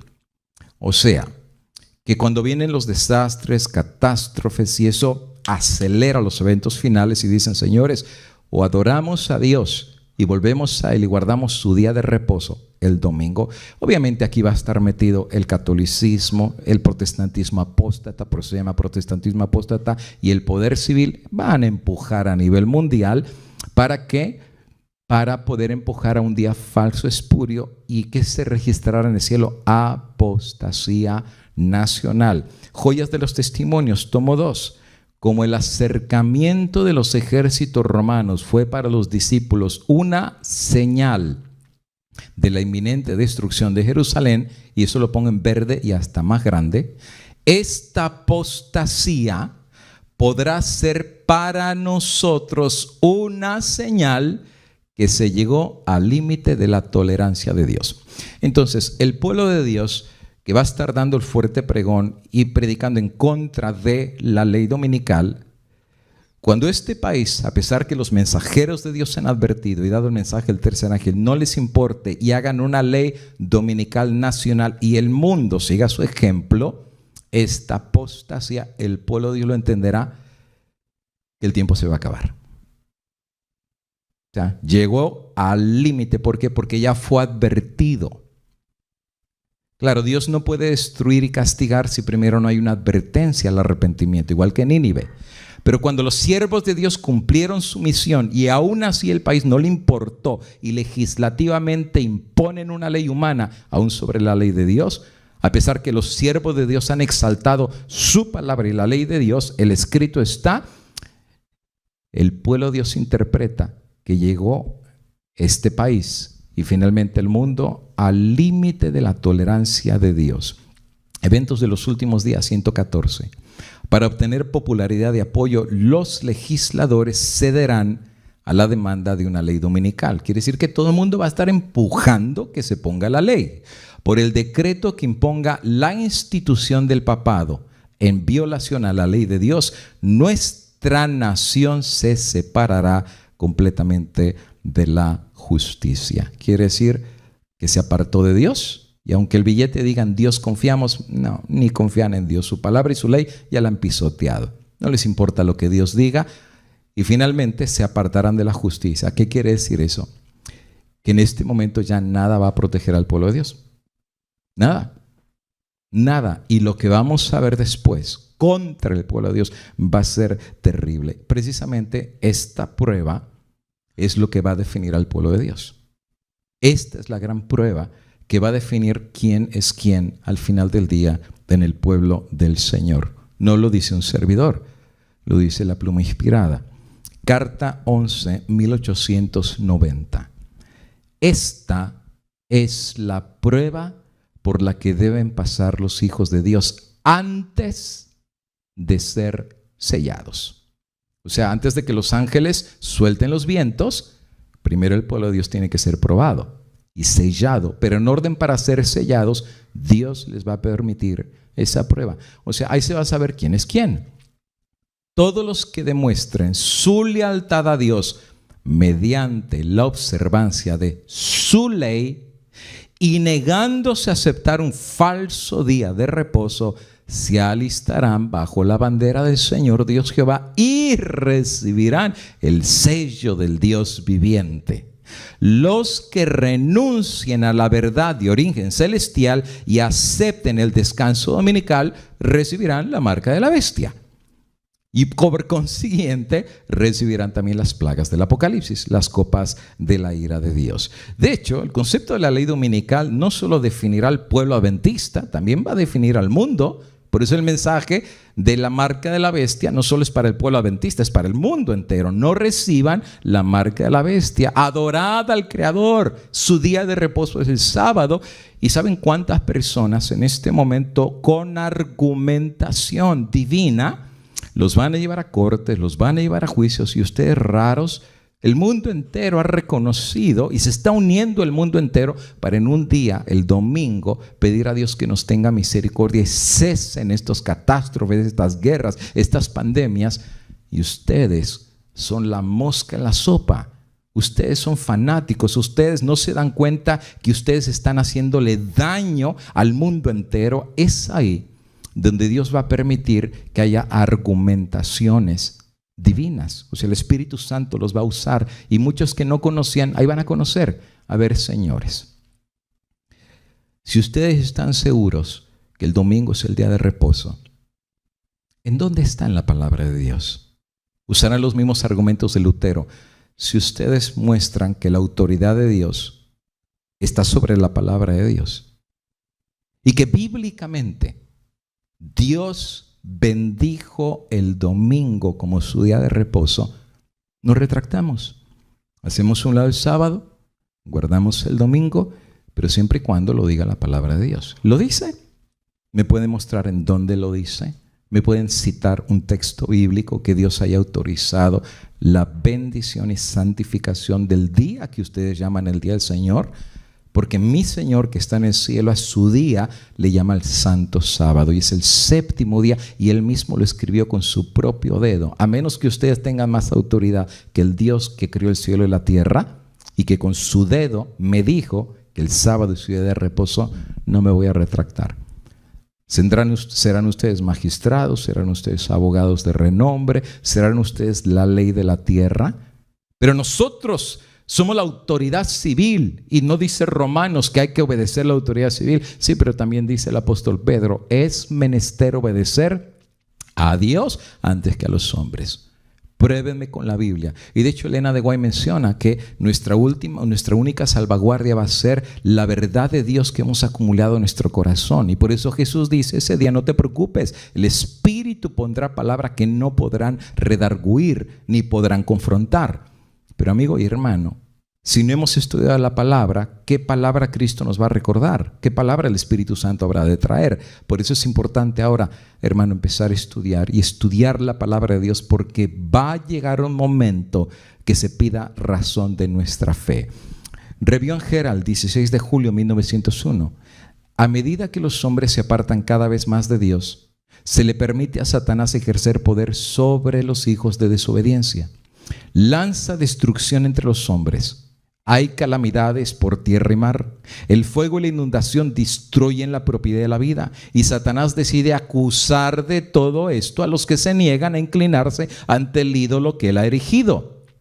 Sus agentes, sea pastores, cardenales, dirigentes, legisladores, abogados, sus agentes señalan a los adventistas como la causa de las dificultades. Más clara no puede estar la cita. Esta gente desafía abiertamente la ley. Dicen, profanan el domingo y si se les obligara a obedecer la ley dominical, cesarían estos terribles juicios. Esto es tremendo. Claro, calamidades que el mismo diablo está haciendo, las va a usar como la argumentación de que el pueblo adventista son los duros de cabeza y los reacios. ¿Y qué es lo que están diciendo? O una de dos, o se convierten o desaparezcámoslos. Más vale que muera un grupito de raros a que el mundo entero perezca en la peste, en las catástrofes y en la destrucción. Ahora, lo que te voy a citar ahora está tremendo. El diablo va a sacar otra carta debajo de la manga. ¿Y sabes qué es lo que va a hacer para enforzar no solo los desastres, otra argumentación para sostener el domingo como el falso día de reposo? Ni me lo vas a creer, pero te lo cito. Demonios respaldarán la ley dominical. Así como te digo, demonios. Mira lo que dice ella. Primeros Escritos, página 87. Los santos deben obtener una comprensión cabal de la verdad presente que deberán sostener por las Escrituras.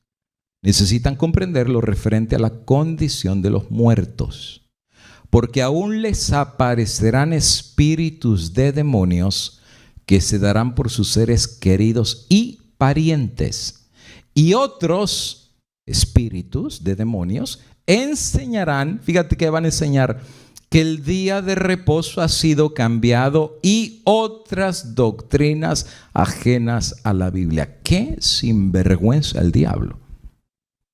Va a hacer aparecer la apariencia precisamente de muertos que van a asegurar, que, imagínate a tu abuelito resucitado y diciendo, mira, esto del día de reposo no es correcto, era el domingo, mira, no enseñamos que los muertos no saben nada, aquí estoy, yo ya estuve con Dios, estábamos equivocados. ¿Y sabes cuál es el día que se guarda ahí arriba? Es el domingo.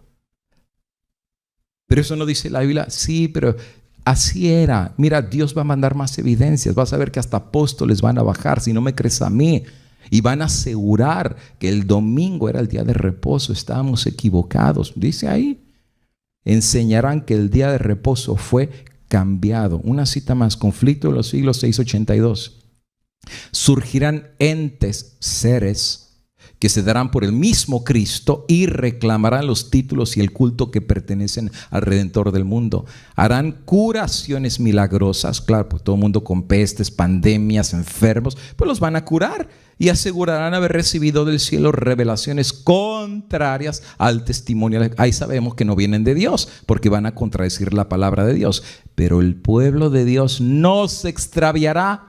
Las enseñanzas del falso Cristo no están de acuerdo a las Sagradas Escrituras y su bendición del falso Cristo va dirigida a los que adoran a la bestia y a su imagen, precisamente aquellos sobre quien la Biblia dice que viene la ira del Señor. Por eso sabemos que aún el falso Cristo que va a estar apoyando el falso día de reposo no viene de Dios. Obviamente por la razón de que está apoyando el falso día de reposo. Mensajes selectos. Se nos ha advertido que en los últimos días obrará con señales y maravillas engañosas. Fíjense. Y continuará esas maravillas hasta que termine el tiempo de gracia, a fin de poder señalarlas como evidencias de que es un ángel de luz y no de tinieblas. Entonces, lo que está diciendo la sierva del Señor es que cuando empiecen los legisladores por las catástrofes y todo lo que está sucediendo, empujar a una legislación dominical, el papado va a aprovechar lo que está sucediendo para decir, señores, no veníamos hablando ya desde hace rato de guardar el domingo, no veníamos hablando en Laudato Si, que el verdadero día de Dios era el domingo, que habíamos que dejar de descansar la tierra, que deberíamos devolvernos a Dios y dejar el materialismo que nos consumía. Esa va a ser la oportunidad de decir, llegó la hora de unificarnos. Pero como es un asunto religioso, ¿quién va a dirigir el mundo religiosamente para volver a Dios? No va a ser un político, no va a ser un abogado. La gente no le va a hacer caso a un político ni un abogado, sino un líder religioso, porque las catástrofes son de origen divino, según se les ha mostrado. ¿Y qué es el resultado? Que va a emerger como nunca antes la figura del papado, para precisamente dirigir al mundo hacia la apostasía del falso día de reposo. El diablo va a hacer manifestaciones sobrenaturales. ¿Puede eso el diablo? Eso y mucho más. Tengo un tema entero donde hablo acerca si pueden hacer milagros los demonios, que por cierto ese tema lo subí y me lo bloquearon. inmediatamente. De hecho, lo tengo bloqueado y cada vez que lo subo me lo bloquean. A nivel mundial pueden hacer milagros los demonios. Estoy tratando de rediseñarlo a ver si no me lo bloquean, pero prácticamente el diablo puede hacer milagros sobrenaturales, hasta puede hacer tornados, hasta puede hacer bajar fuego del cielo, hasta puede traer enfermedades, y Dios le va a permitir hacer estas cosas antes del cierre de la gracia. ¿Cuándo van a seguir estas maravillas? Dice Elena de White, hasta que termine el tiempo de la gracia, Dios le va a permitir. Después, ya no, porque cada quien ya tomó su decisión.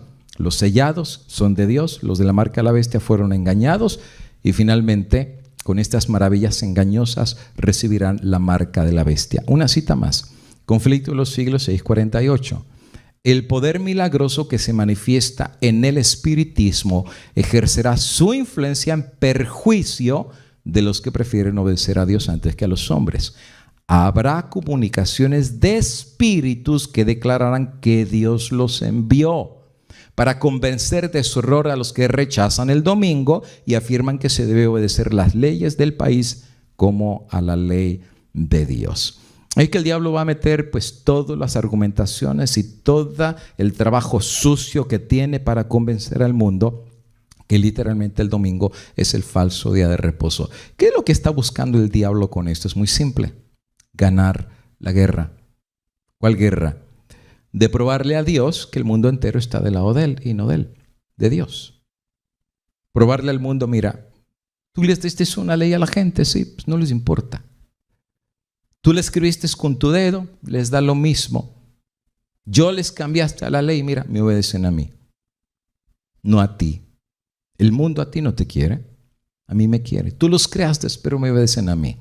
Tú les diste el agua, la luz y el sustento, no les importa. Yo les di los placeres y riqueza del mundo, me escogieron a mí.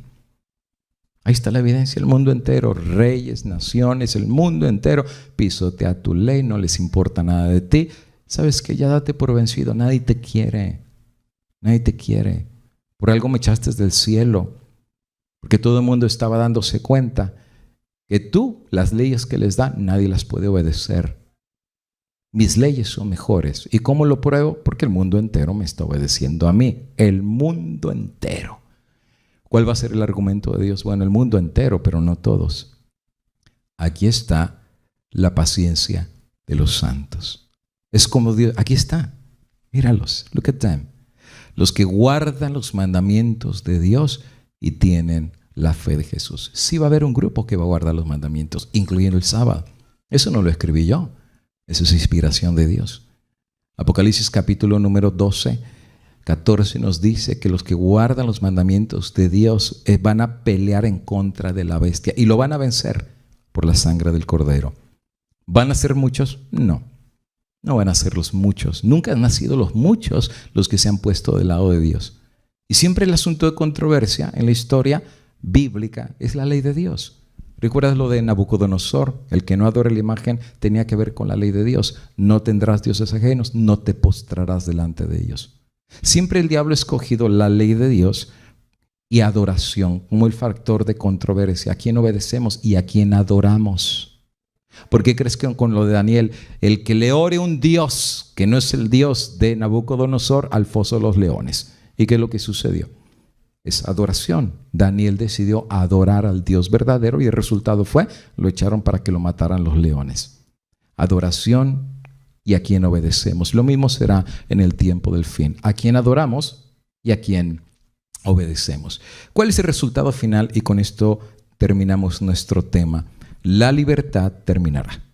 ¿Sí? La libertad va a finalizar. Y vuelo porque el tiempo se me acabó. Son muchos los que aún entre los empeñados en este movimiento para imponer el domingo están ciegos en cuanto a los resultados que seguirán esta acción. No ven que están atentando directamente contra la libertad. Eso significa que al hacer eso, lo que va a resultar es un cambio directo a la Constitución de los Estados Unidos de Norteamérica. De hecho, eso lo dice Elena de White. Los que están haciendo un esfuerzo para cambiar la Constitución y obtener una ley que imponga la observancia del domingo, no se dan cuenta que será el resultado. La crisis viene por nosotros. Las leyes se acabarán. Se van a acabar, porque ya no va a haber ninguna ley que pueda, si lo pone recuadro por favor, no habrá ninguna sola ley que nos proteja como individuos. No habrá ninguna ley que nos proteja en libertad. Oye, ahorita te puedo predicar este tema aquí, porque la Constitución nos ampara, pero el día que la Constitución no ampare ninguna libertad, viene una crisis gigantesca. Y los que cambiaron esta ley no se van a dar cuenta que ellos mismos se pusieron la soga en el cuello, igual que la Santa Inquisición. Al que lo quieran desaparecer, lo van a desaparecer y la ley los va a amparar. Al que quieran mandar a un campo de concentración, lo van a mandar y lo van a desaparecer. No hay ley. ¿Por qué? Porque ya la Constitución cambió. No hay más libertades, no hay protección individual. No lo hay. Le pasó igual que la reina a Esther, ¿no? Cuando dice Mardoqueo, a lo mejor Dios te puso aquí para salvar al pueblo de Dios. No, tú ven y yo te protejo. Y si, ¿qué crees? Cuando el rey se entere que eres judía, ¿tú crees que el ser reina te va a proteger? Seas reina o no, la ley es la ley. Y si eres judía, también a ti te van a cortar la cabeza. El hecho de ser reina no te va a proteger. Muchos que van a cambiar la Constitución se van a dar cuenta que esa ley va a ir con sus familias. ¿Qué tal si de la familia de los mismos abogados o de los legisladores hay una persona muy querida de ellos que es adventista? No los va a poner a poder ni salvar. O su propia esposa que se convierta, pues les va a tocar la misma ley a ellos. Ni cuenta se van a dar el resultado de lo que ellos hicieron, y la crisis a nosotros nos buscará estrangular. Eventos finales 128. Por muchos años hemos aguardado que se promulgue una ley dominical en nuestro país. Y ahora que el movimiento está ante nosotros, preguntamos qué va a hacer nuestro pueblo al respecto. Deberíamos buscar a Dios en forma especial para que su pueblo reciba ahora gracia y poder. Dios vive y no creemos que ha llegado plenamente el tiempo cuando Él permita que nuestras libertades sean restringidas. Eso viene. No lo podemos cambiar, es la profecía. Ser leales a Dios en este tiempo va a estar complicado, muy complicado. ¿Estás listo a perder todo por Dios? Y cuando digo todo, es todo. Perder tu reputación, perder tu libertad, perder tus tesoros. Sí, porque nos los van a quitar. Te van a quitar tu casa, tu cuenta bancaria te la van a congelar.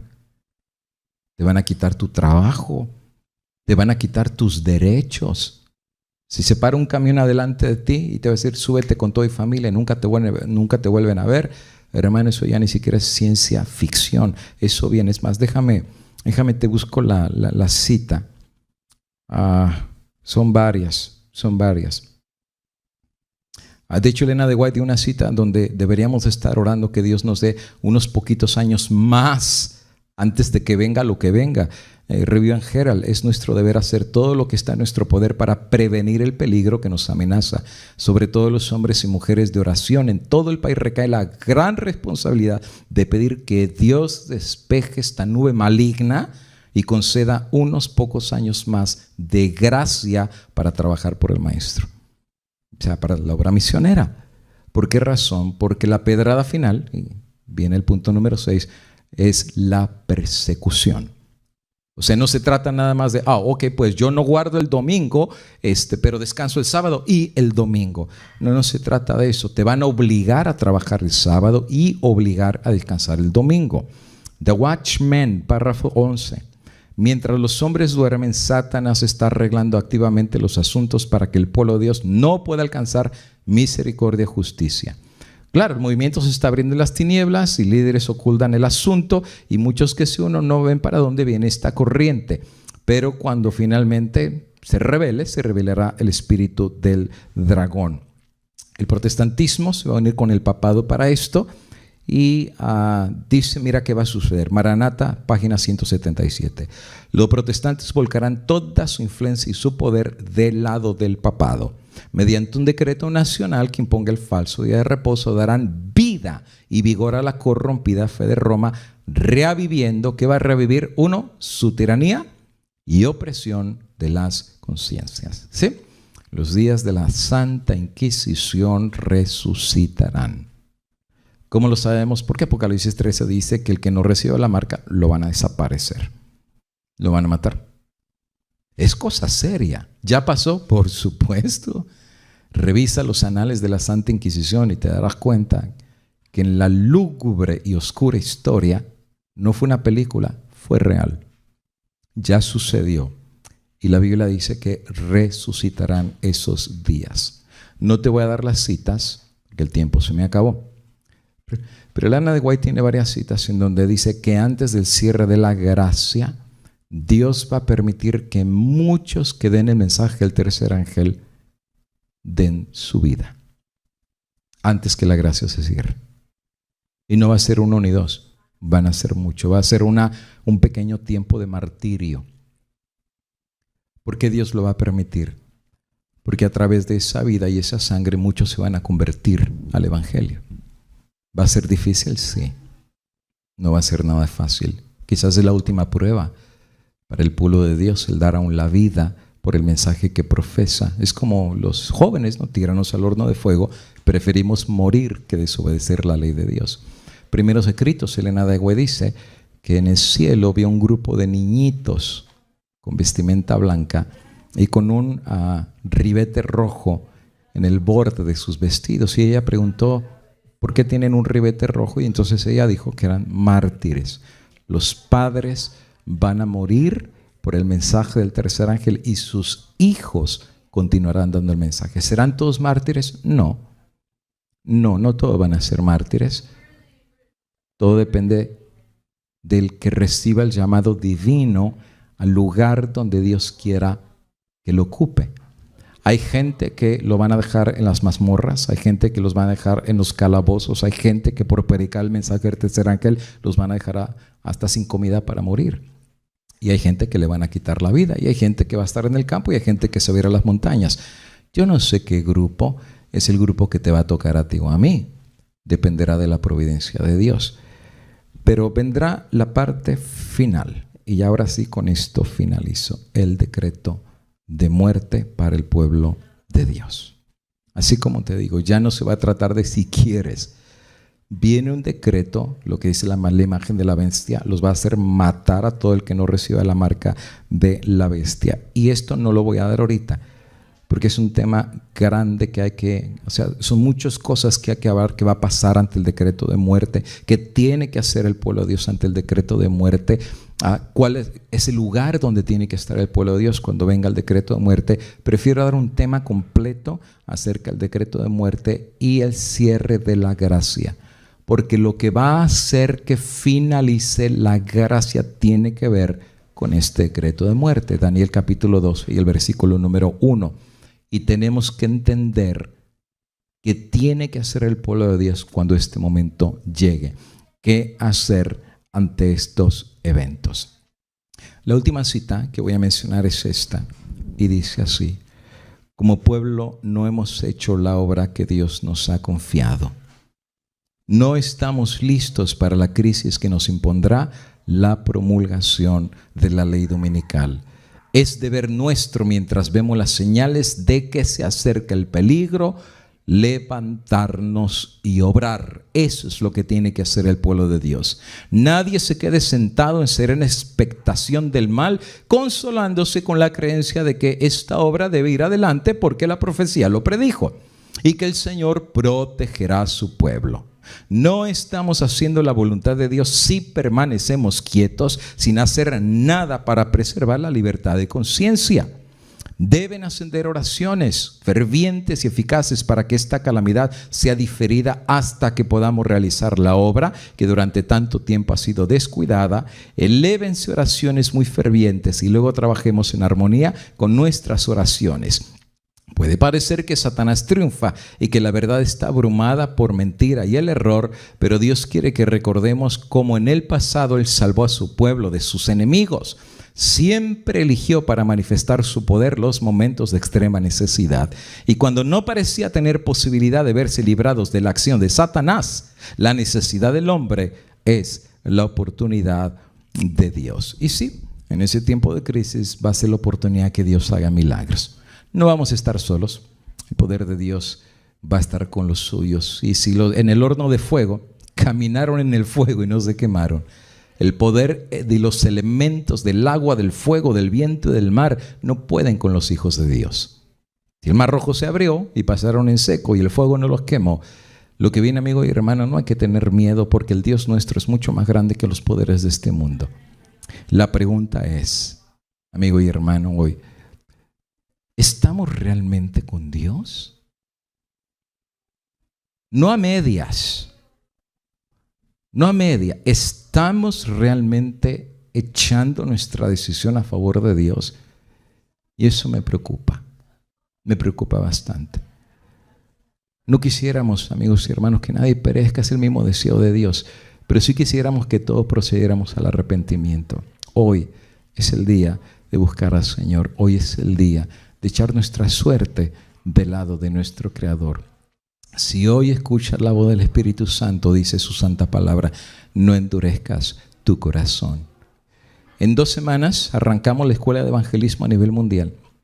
Cientos de personas ya se registraron. Quisiéramos que fueran cientos de personas de oración, cientos de personas misioneras, cientos de personas que vayan a buscar y proclamar este mensaje del fuerte pregón, que Cristo viene, que está a las puertas, que estos eventos se van a poner peor, pero va a finalizar en un nuevo día, en el día de la mañana gloriosa de la venida de Cristo, y que mientras la gracia esté abierta, todavía hay oportunidad de buscar a Dios, todavía hay oportunidad de entregarse a los brazos tiernos de nuestro amante Salvador. Hoy es el día de buscar a Dios. Hoy es el día de la salvación. Esto hay que creerlo en fe.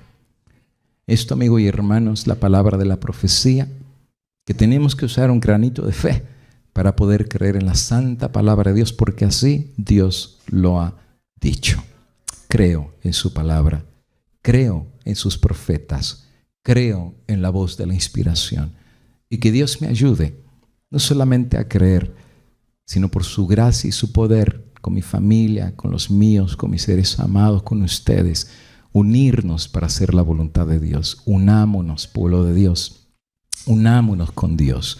Dejemos a un lado las rencillas, dejemos a un lado las enemistades, dejemos a un lado el divisionismo, dejemos a un lado lo que es mío, lo que es tuyo, dejemos a un lado el grupismo, mi grupo, tu grupo, dejemos a un lado el espíritu corintio, dejemos a un lado las barreras, quitemos a un lado lo que nos ha impedido unirnos como pueblo de Dios, hagamos a un lado el orgullo, hagamos a un lado la autosuficiencia, pidámosle a Dios un espíritu de humildad, un espíritu de sencillez. Unámonos en la obra de Dios, salvemos las almas para el reino del Señor, y al mismo tiempo que trabajamos en la obra de Dios, que el Espíritu Santo te vaya sellando y te vaya dando evidencias que eres un escogido de Dios, y que para esta hora Dios te hizo nacer, y que para esta hora Dios te trajo a su pueblo, y para esta hora Dios te ha traído para dar este fuerte pregón y decirle al mundo: el tiempo se acaba, viene nuevo día, prepárate para el encuentro con tu Señor. Semana que viene transmitimos desde Chiapas, desde Tapachula, Dios mediante, la guerra de las vacunas y eventos del tiempo del fin. A partir de este próximo viernes y sábado, si Dios nos da la vida, seguiremos esta temática de profecía, y hasta ese día voy a hacer una palabra de oración para pedirle a Dios eterno que nos pueda bendecir, que nos pueda ayudar y que pueda su palabra sustentarnos para los días que vendrán. Pero no tenemos que esperar los días que vendrán para buscar a Dios. Hoy, aquí, en este momento, hoy puedes encontrar a Dios. El día de hoy simplemente dile: Señor, vengo delante de ti, ten misericordia de mí, de mis hijitos, de mi familia. Ayúdame para hacer tu voluntad. Me arrepiento de corazón por no haber hecho la parte que me corresponde. Me arrepiento por haber traído barreras de división. Me arrepiento porque mi orgullo ha impedido tu obra. Me arrepiento porque mi soberbia no me hizo ver que la obra de Dios era más grande que el llamado que tú me hiciste. Perdóname, Señor. Vengo a ti. Recíbeme como un hijito tuyo. Restáurame. Dame un nuevo vestido. Dame un nuevo corazón. Y dime qué tengo que hacer para ti. Habla, porque tu siervo y porque tu sierva oye, y estoy listo para decir como Isaías: heme aquí, envíame a mí. Cierro con una palabra de oración y les invito allá en su lugar también pedirle al Dios del cielo que nos pueda bendecir para que su palabra no regrese vacía. Padre eterno, cerramos estudiando tu palabra, especialmente la profética que nos dice que Cristo está a las puertas. Parece ser que las cosas no se van a poner mejor, pero Padre, el pueblo de Dios está entendiendo que el tiempo en el que vivimos nos urge a un despertar, nos urge a un revivamiento, nos urge a una reconsagración, nos urge a poder poner todo el corazón en la obra del Señor. Nos urge a crucificar el egoísmo y nos urge a unirnos contigo y con tus hijos para dar este fuerte pregón, porque no trabajamos para un ser humano, porque no recibimos el llamado de un hombre, porque estamos conscientes que recibimos el llamado del mismo Dios del cielo para esta obra que es más grande que nosotros mismos. Recíbenos como tuyos, perdona nuestras faltas, danos una nueva oportunidad y que el gozo de Dios llene cada corazón para que al hacer un nuevo pacto contigo nos levantemos como un solo hombre y le demos a la trompeta el sonido certero y le digamos al mundo que Cristo pronto regresa. Dios nos bendiga y Dios nos guarde desde ahora y para siempre en el nombre de Jesús.